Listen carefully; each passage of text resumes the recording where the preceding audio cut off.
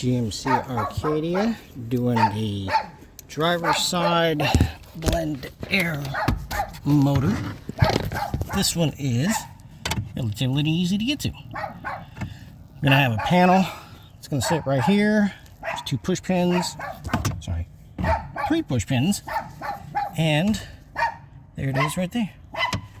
Relatively easy to get to. Light. Not much. Alright, so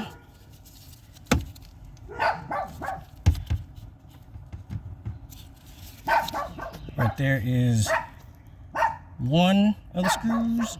The other one is right here, and the other one is right here by the connector itself.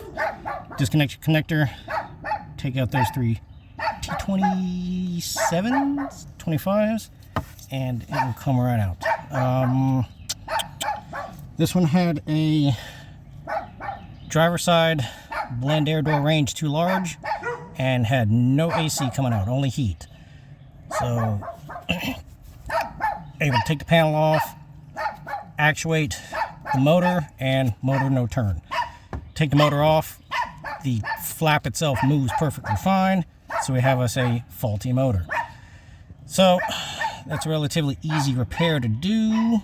You can use the scanner to check it out. You can also actuate the motor and stuff that way, see if it works, or you can do the physical DIY side and do it that way. But so we are going, and I did the recirculation door over on the other side. That is in a different video. But any questions or comments, feel free to let me know.